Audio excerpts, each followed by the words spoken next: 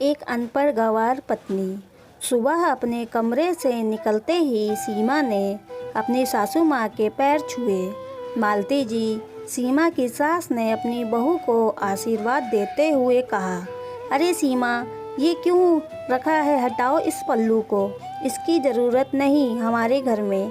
तुम यहाँ आज़ादी से रह सकती हो, हम तुम्हें यहाँ रीति रिवाज में रहने के लिए नहीं लाए।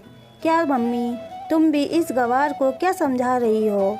हफ्ता हो गया समझाते हुए इसको, पर अभी तक कुछ भी समझ में नहीं आया। राहुल ने अपनी माँ को गुस्से में कहा।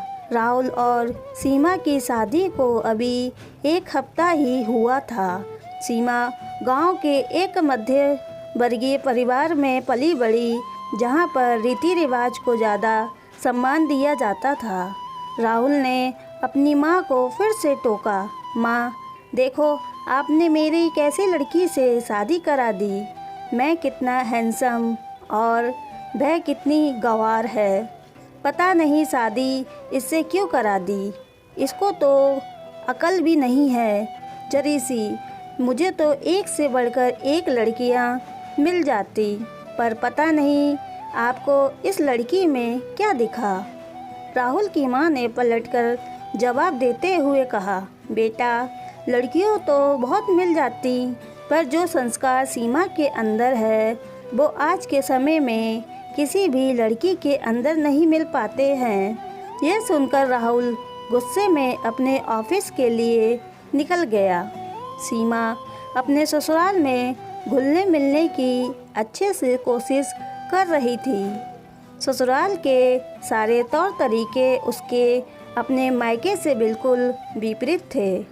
जहां उसके मायके में सभी रीति रिवाजों के बंधन में बंध कर चीज़ें प्रस्तुत की जाती थी, वहीं उसके ससुराल में उसके विपरीत था।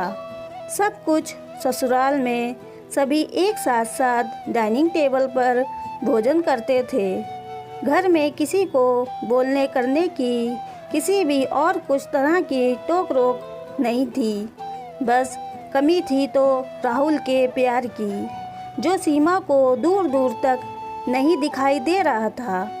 राहुल को सीमा का एक गांव से संबंधित होना पसंद नहीं था। वो हमेशा से एक मॉडर्न और ऊंचे ख्यालात की लड़की से शादी करना चाहता था। सीमा ने वैसे तो 12वीं तक की पढ़ाई अपने कॉलेज से की हुई थी, पर कभी शहरी माहौल में रहने का मौका नहीं मिला था। इसी बीच राहुल का तबादला मुंबई हो जाता है। उसे ना चाहते हुए भी सीमा को अपने साथ ले जाना पड़ता है। घर पर रहते हुए माँ के दबाव के चलते राहुल की सीमा से फिर भी थोड़ी बहुत बात हो जाती थी, पर जब से राहुल मुंबई आया तब से उसने सीमा से दूरी बना ली थी। देर रात अपने दोस्तों के साथ पार्टियां करता और कई कई दिन तक घर भी नहीं आता। सीमा अब इन सब चीज़ों की आदत पड़ चुकी थी। उसने घर पर घुट घुट कर रहने की बजाय बाहरी दुनिया में समय लगाना शुरू किया। खाली समय में वो बाहर की छोटी बड़ी हर जानकारी को जानने की कोशिश करती। कुछ दिन बाद राहुल का संदेश आया कि उसके माँ कुछ समय के लिए मुंबई रहने के लिए आ रही है। ये सुनकर सीमा बहुत खुश हुई। उसने सोचा कि चलो कम से कम कुछ दिनों के इस एकांत की दुनिया में उसको कोई साथी तो मिलेगा। फिर कुछ दिन बाद सीमा की सास मुंबई में उसके पास आ जाती है। दोनों सास बहू अपना सुख दुख काम बांटती है और सीमा उन्हें खाली समय में मुंबई दर्शन भी करा रही थी। सीमा की सास देख रही थी सीमा को राहुल किसी तरह स्वीकार नहीं कर रहा था। माँ के घर आने के बाद भी राहुल का वही हाल था। एक दिन सीमा की सास को अचानक से सीने में दर्द की शिकायत हुई।